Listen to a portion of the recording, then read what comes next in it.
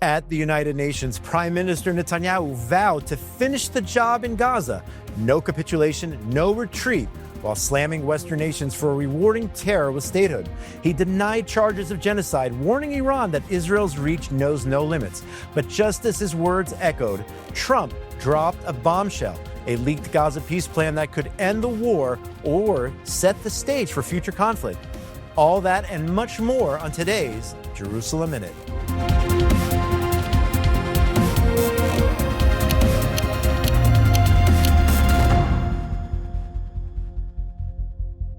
Welcome back to Jerusalem Minute here on JNS TV. My name is Josh Hasten, correspondent for JNS News. I am here in Jerusalem, inside the JNS Media Hub. Alex Trayman, CEO of JNS, he is in New York City covering the United Nations General Assembly. Alex was in the hall on Friday when Prime Minister Netanyahu gave his historic speech. And Alex, we're going to delve into all of this, all of the different topics here. A lot to discuss. Number one, Alex, let's start with before the speech, the flight over to the United States. I understand you had to fly commercial. Explain why that is. And number two, the walkout of all those countries at the UN General Assembly. Let's start there, Alex. Well, the prime minister is the most embattled world leader right now today. And there's arrest warrants out for him from the International Criminal Court. And they don't want to fly over the airspace of countries that could potentially commit to arresting the prime minister. So the prime minister's plane took a circuitous route. Instead of going north over Europe, it went straight out over the Mediterranean. The only countries in Europe that the flight passed over were Greece and Italy, and passed through the Straits of Gibraltar, and it basically added close to 400 miles to the trip.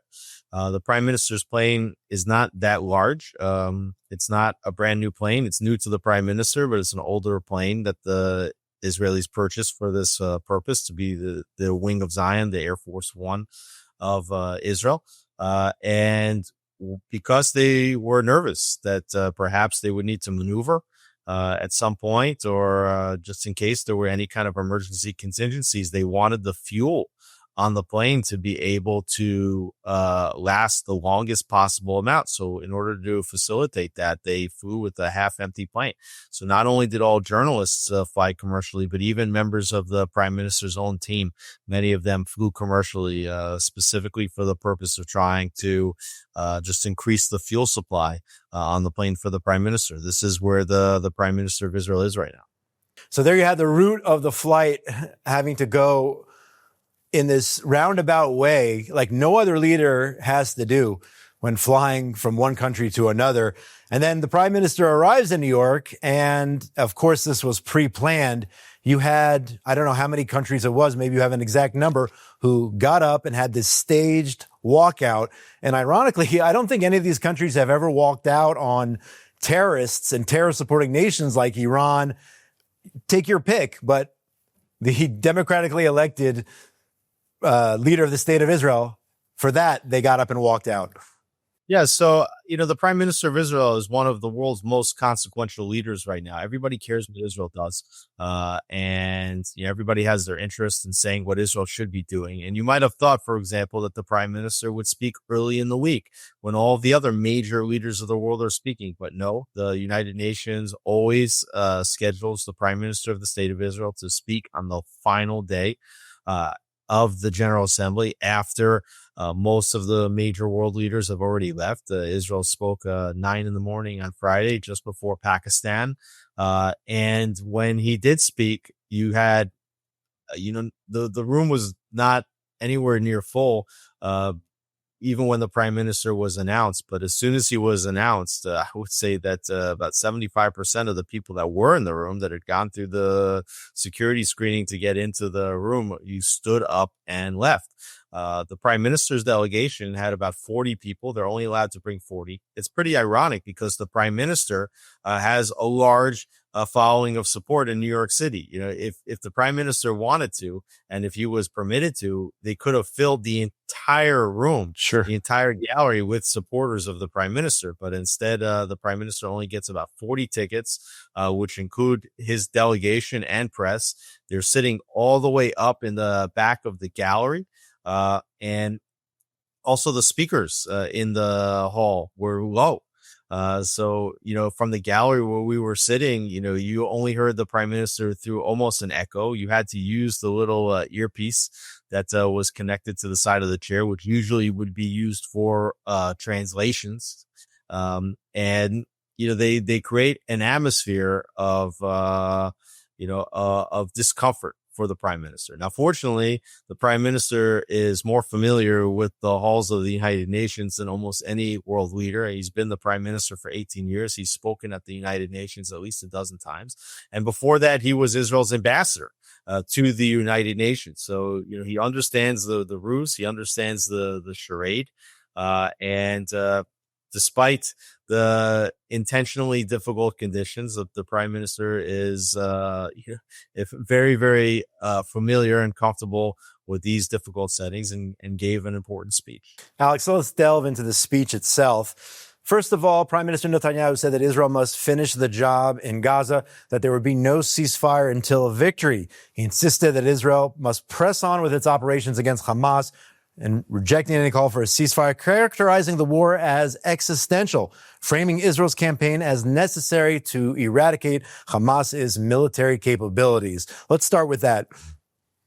Well, first of all, I mean, he explained that this war is not only existential for the state of Israel, but rather that Israel's fighting the war, you know, of the entire free world, fighting against the forces of terror. And he said that, I think one of the surprises, and this hasn't even been covered really, but it was just one word surprise that the prime minister threw in there as he talked about how Israel is now conducting an operation in Gaza City. He said that Gaza City was one of two remaining Hamas strongholds. And, we had thought that Gaza City was the last remaining Hamas stronghold, but he actually said that there are two.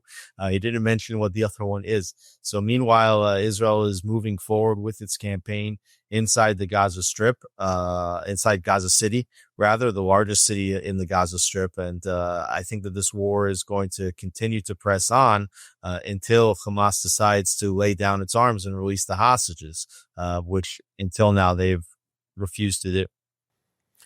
Let's move on. Prime Minister Netanyahu also denying that Israel is carrying out a genocide in Gaza, defending the conduct of our brave men and women of the IDF, forcibly denying that this was taking place, denying that Israel was starving Gaza, despite all the claims that Israel is doing so. He also argued Israel had, in fact, urged civilians to evacuate, which we know, and that humanitarian aid had been allowed in. I think it's something like 4,000 calories per person per day are now going into Gaza. Yeah, the prime minister said, I think, 3,000 calories per day. And he said that it's really ironic that people are accusing Israel of starvation as a policy when it's actually the policy of Israel to feed the Gazan citizens. I mean, you see that everything has really been thrown on its head, that Israel goes out of its way to prevent civilian casualties. He noted that the civilian casualty ratio to combatant ratio is 2-to-1. He said it's the lowest in the history of any kind of a difficult urban warfare. And that's being done at the same time when Hamas specifically booby-trapped the Gaza Strip and hides behind its own civilians in order to increase the civilian to combatant casualty to maximum levels. So the fact that Israel's reduced it to 2-to-1, when other combats have notoriously been in the neighborhood of anywhere from 6 to 9-to-1 civilian to combatants. The prime minister said this is going to go down in military history for Israel's efforts that now other militaries are going to try to follow and emulate in future wars. Alex, the prime minister then went on to criticize those Western nations. You're talking about France, Australia, Canada, the UK, who've decided to recognize a so-called Palestinian state. He said this was a mark of shame. and he compared this to the United States giving al-Qaeda a state bordering Manhattan after the 9/11 attacks. Exactly. A big part of the speech was dedicated to calling out Western leaders. As you said, he called them weak-kneed. He said that they are caving to biased media. He said that they're caving because of growing Muslim populations inside their countries, that they should be standing up for Israel against terrorism, but refuse to do so. Yeah, as you mentioned, the prime minister did say that creating a terrorist Palestinian state 1 mile away from Jerusalem would be equivalent of creating an al-Qaeda state just 1 mile outside of New York City. And yet, ironically, you have the United Nations, which is doing the diplomatic work of Hamas, and they're not 1 mile outside of New York City. They're already in Midtown New York City. Alex, we saw the prime minister state that he had set up speaker systems just outside of Gaza. And there were reports that from the prime minister's office that they even somehow managed to tap into Gazans' phones in order that the prime minister, number one, could try to speak directly to our hostages still being held in the dungeons of Gaza, but also sending a direct message to Hamas to make sure that they were listening, that they should release the hostages immediately, lay down their arms, and only that way could the war really end. So the prime minister's always been good at figuring out how to generate headlines, how to generate sound bites, and also winning photos that will go around the world. So right before the speech, it was announced that the prime minister had ordered the IDF to bring speaker systems into Gaza. He gave a message specifically to the hostages that he continues to think about them every single day and will not rest until they are home. The prime minister also read the names of all 20 hostages from the podium, demonstrating that he cares still deeply about each and every one as an individual.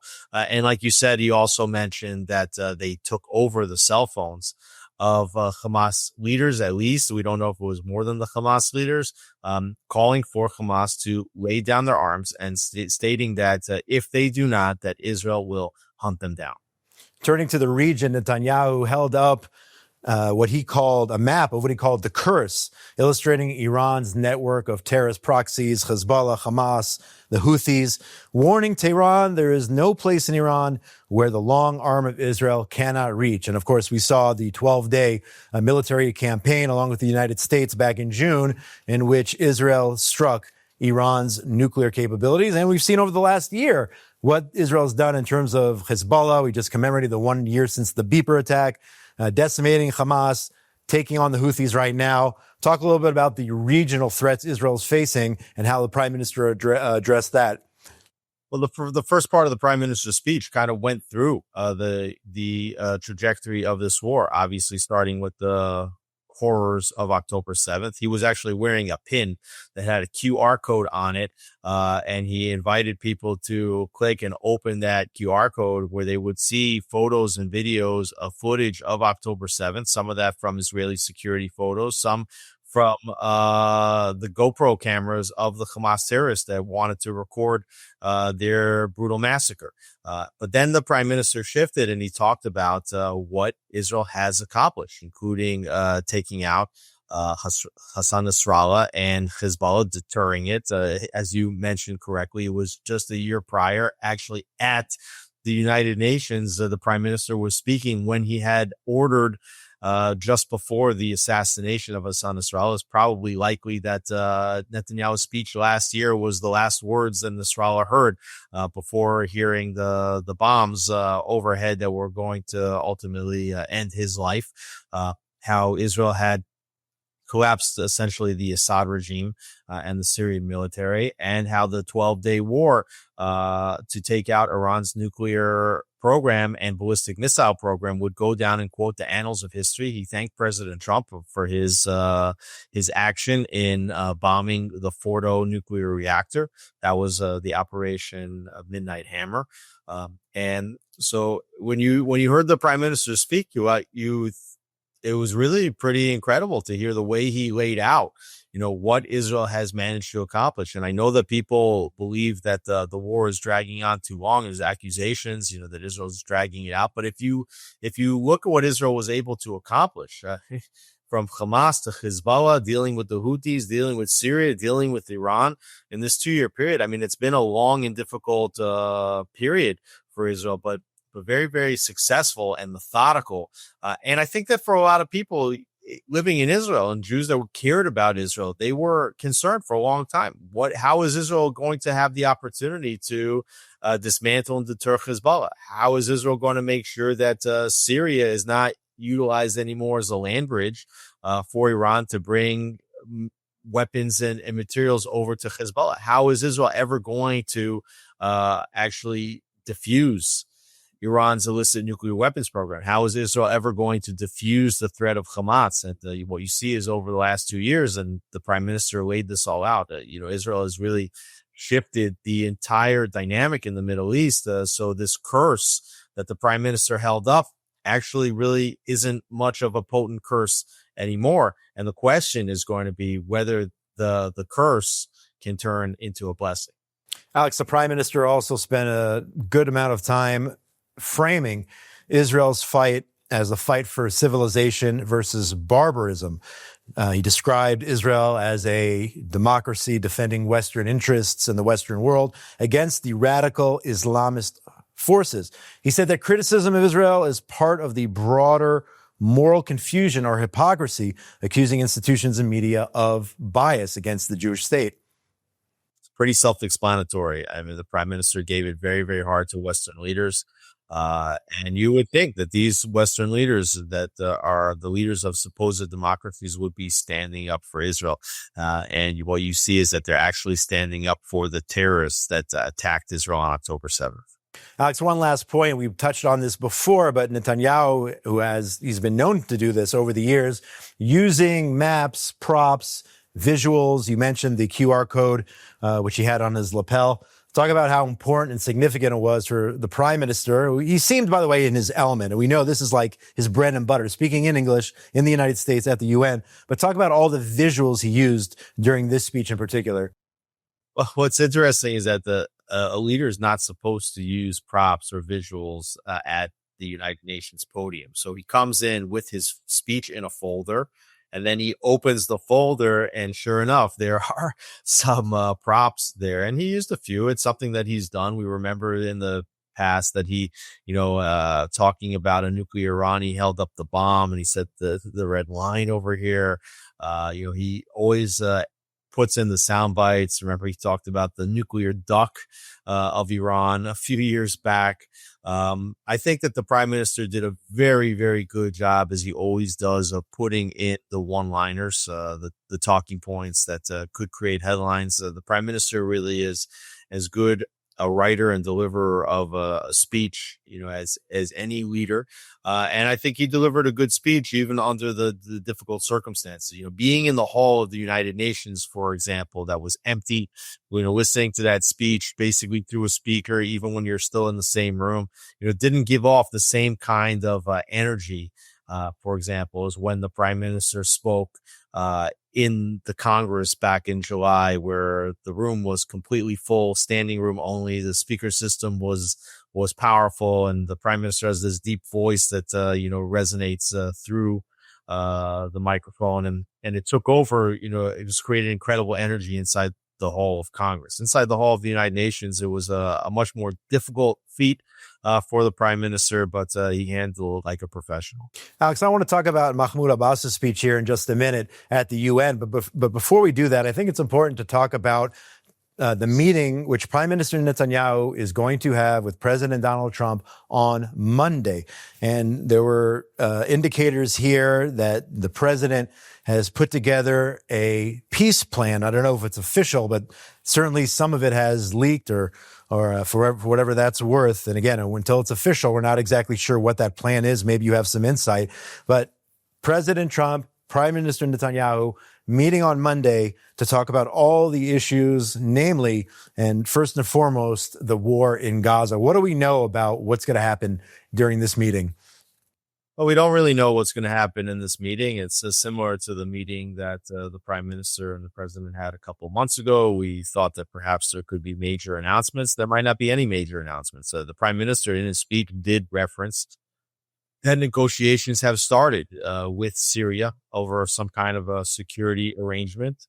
The details of that, we're not completely sure of, but what we've heard is that while Israel has taken a lot of territory inside southern Syria, that they would withdraw from much of that territory. They would still keep the northern peak of the Hermon, which is beyond the Hermon that Israel controlled prior to the war. So there would be a strategic site, the high point looking over all of Syria and Israel that Israel would maintain for security. But ultimately, we don't know if that will be signed. Perhaps that'll be signed tomorrow, Monday, in the White House on the lawn. We don't know if there's going to be a signing ceremony or announcement. We don't know if there's going to be some other plan.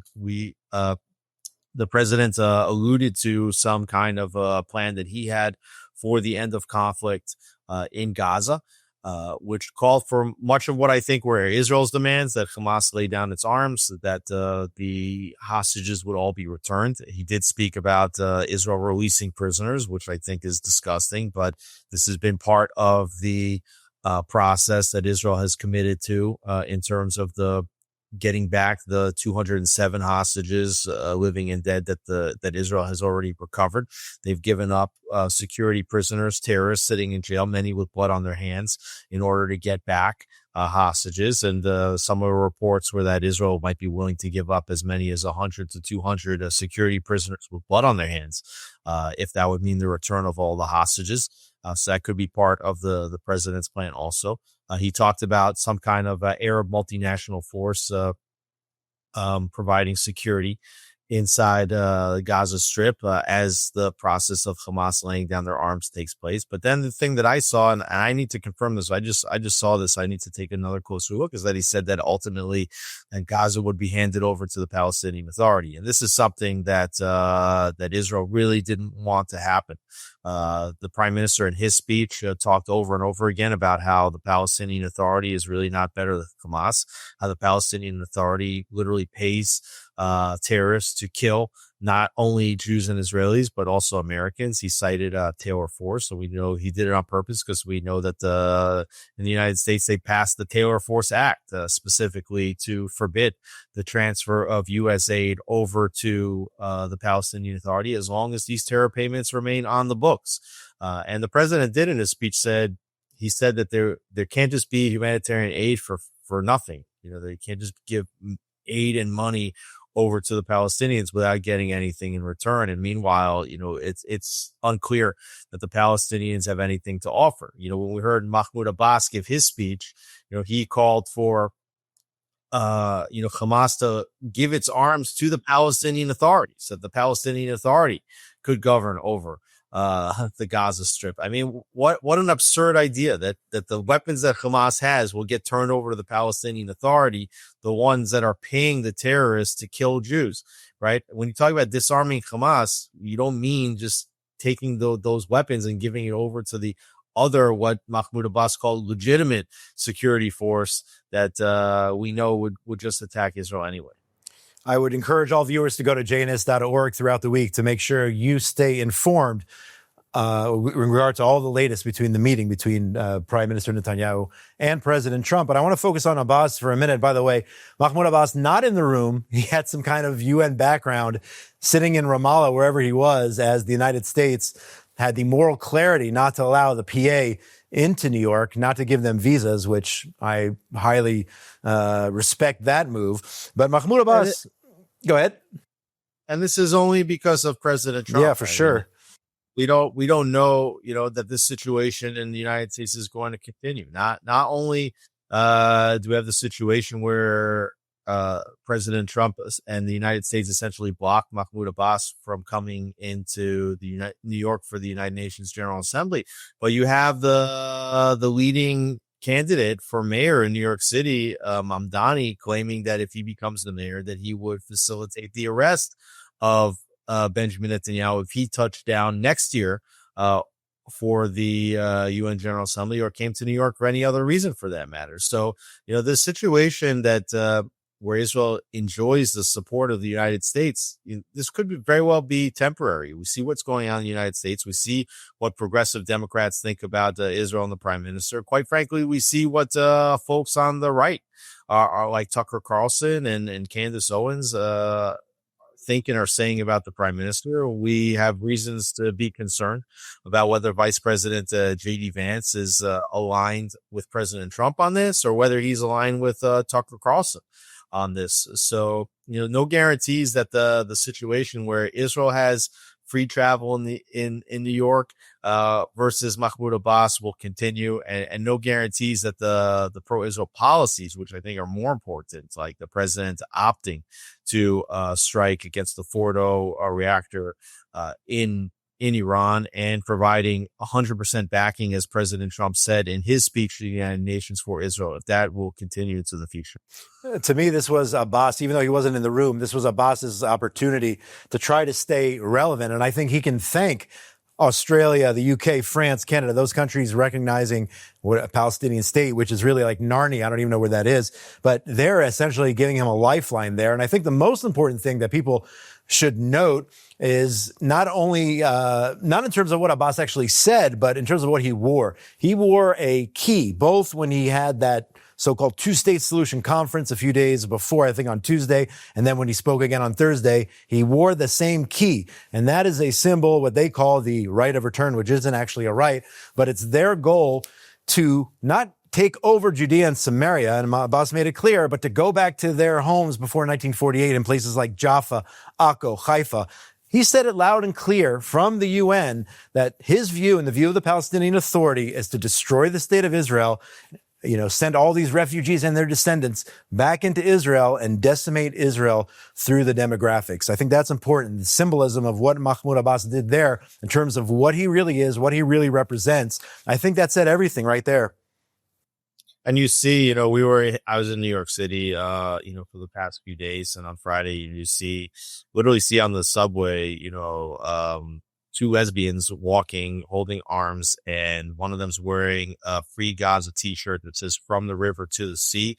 It's a picture of all of Israel on it, and she's wearing like a picture of a keffiyeh on it. And what they want is from the river to the sea. That doesn't mean a two-state solution. That means all the land that are they're claiming that they want for the Palestinian state, and all the land which is Israel. From the river to the sea, Palestine will be free. That means that the entirety of the land will be a Jewish state. And at the same time, you do hear Israelis pushing for the application of sovereignty over the lands that the two-state solution would have called for the creation of a Palestinian state. Meanwhile, it's not clear that the president, who's been a big backer of Israel and Israeli policy and has talked about in the past a two-state solution, a one-state solution, whether Israel would apply sovereignty or not. It doesn't seem right now that the president is backing the Israeli application of sovereignty. At the same time, it could very well be that it's Israel that's not prepared to apply sovereignty, and heading into an election season within the next year, it could be that the prime minister of Israel wanted the president to say that he didn't necessarily support Israel's annexation or application of sovereignty over the territory, because this way Netanyahu can take that message back to the Israeli public and say, it's not me, guys. The president said he doesn't support it.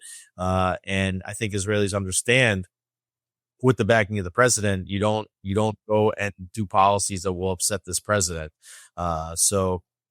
Meanwhile, you have the Palestinians calling for from the river to the sea. They're looking for application of their sovereignty over all the lands. You have Israelis looking for application of sovereignty over all Judea and Samaria. And what seems clear is that this two-state solution idea is further and further from the thoughts and minds of any Israelis or Palestinians for that matter. Alex, this is a little bit surprising, I think, and you let me know what you make of this. The Indonesian, I believe the president of Indonesia, maybe throwing out some sort of feeler in terms of Israel, talking about how the world should recognize the state of Israel, respect the state of Israel, talking about the need for security for the Israeli people. finishing his speech by saying shalom. This is Indonesia's president, Prabowo. I can't pronounce his name. Subianto. Maybe you can pronounce it better than I can. But I thought that was, really surprising from the leader of the country, which has the largest population of Muslims in the world, apparently willing to at least get the ball rolling to some degree when it comes to relations with the state of Israel. Right now, we have no relationship officially with Indonesia. I mean, what can we make of that? Yeah, as you said, Indonesia, the country with the largest population of Muslims in the world, and a country that could very well normalize relations with the state of Israel. Now, this is a country in Southeast Asia. It's not in the Middle East. It's not a direct neighbor of Israel. They have never been at conflict with Israel, but they are providing the moral clarity here, the solution. And we might see that some of the largest Muslim majority countries in the world, including Indonesia, including Saudi Arabia, could follow the lead of the United Arab Emirates and Bahrain and normalize with Israel. The prime minister said in his speech, and this is part of the sad reality in a way that Israel faces. But he said in his speech that some of the countries that are publicly condemning our actions are privately thanking us and telling us to go finish the job. So there is a difference between what is being said in terms of the street and what is being said behind closed doors. Now, what we have to do is get to the point where moral clarity is not stated behind closed doors while lies are stated in public. That's the next logical step. We have to be able to get people to say the same things that they're saying behind closed doors in public. And so I think the president of Indonesia, he spoke up with tremendous moral clarity. And I hope that other leaders will take that same clarity. You would have thought that the Europeans would do it. It takes the leader of Indonesia to say what the leaders of all countries should be saying. Alex, with all of that going on in New York City, life goes on here in Israel. Unfortunately, over Rosh Hashanah, a Houthi fired drone struck a hotel in Eilat, in the southern coastal town of Eilat, injuring over 20 people too seriously.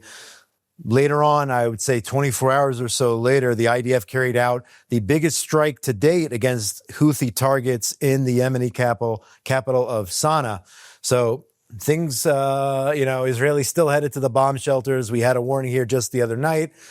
There you had 20 Israelis wounded in Eilat trying to enjoy the Rosh Hashanah New Year holiday, and the IDF countering with its most severe strike to date.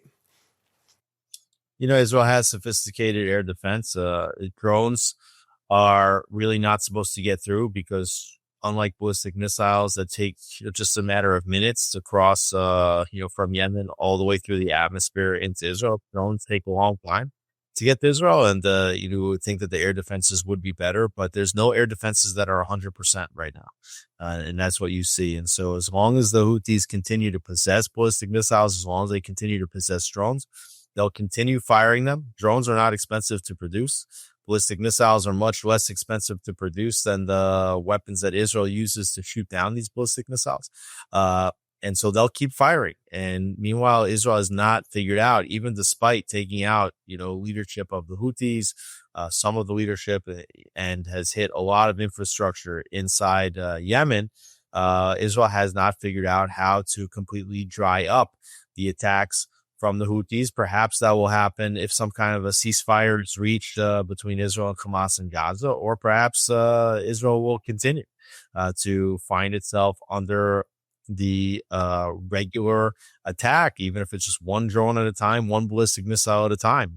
This is reality, and Israel has not yet figured out how to deter the Houthis like they've managed to deter Hezbollah.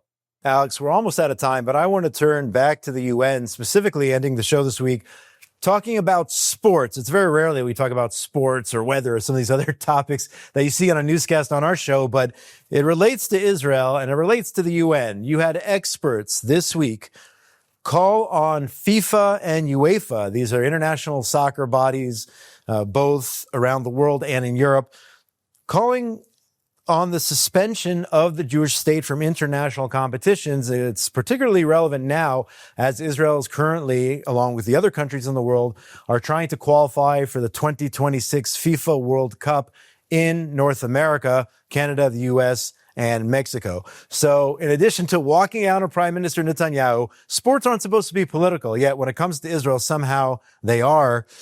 UN officials are trying to get Israel thrown out of international soccer, or football as they call it, competitions. It's absolutely appalling.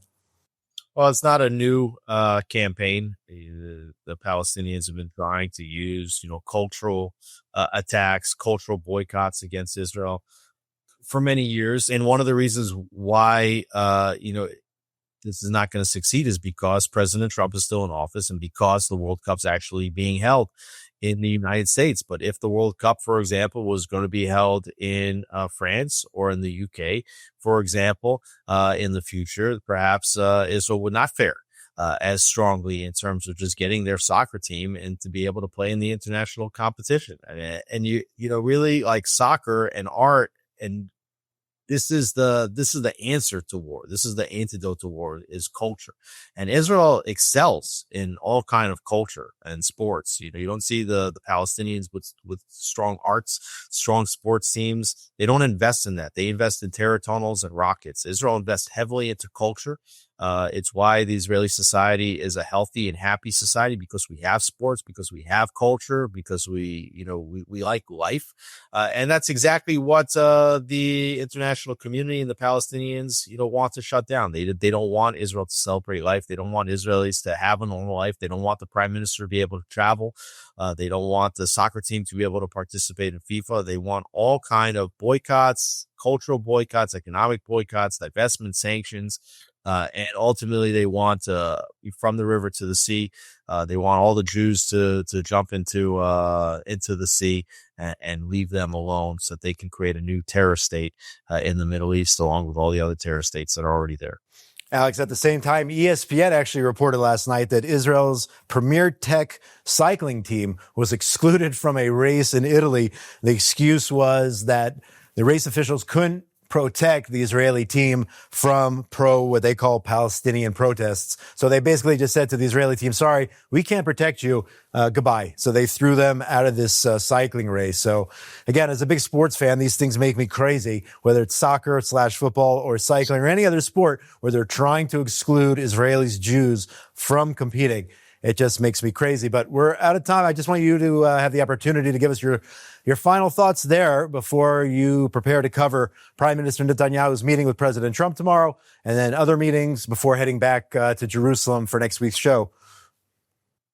Well, I think that despite all the diplomatic difficulties that Israel's really performed in stellar fashion in this war under the leadership of Prime Minister Netanyahu, and with also the strong backing of the President of the United States, Donald Trump. When these two men work together, they can accomplish a lot. And I think that the situation for Israel is difficult right now. It's proved to be difficult for the last 2 years, but you have seen many, many accomplishments. And I do believe that within the next coming weeks or months, that the war in Gaza will finally wind down.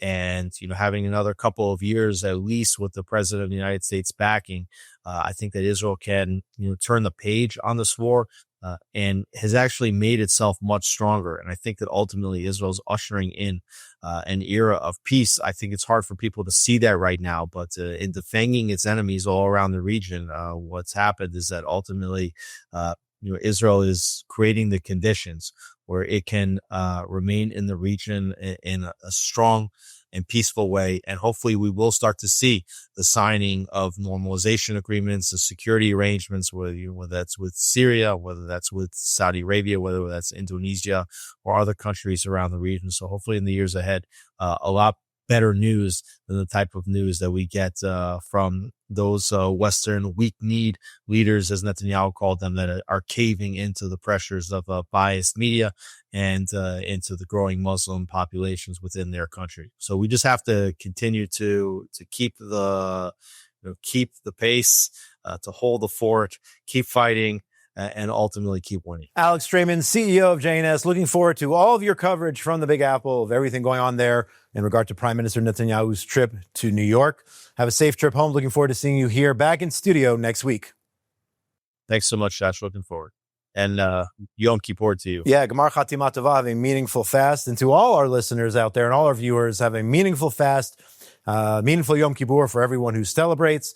And I want to make sure you stick to JNS.org for reliable news from Israel, the Middle East, the entire Jewish world, and this week in particular, what's going on in New York City. I want to give a shout out to our production crew behind the scenes, Yuri Svetsky, who is the manager of the studio, engineer extraordinaire, Esther Eden, producer, Ryan Lifshitz, and Zach Sickerman. Have a great week, everybody. Gemar Chatima Tova, all the best from Jerusalem, the eternal capital of the state of Israel and the Jewish people.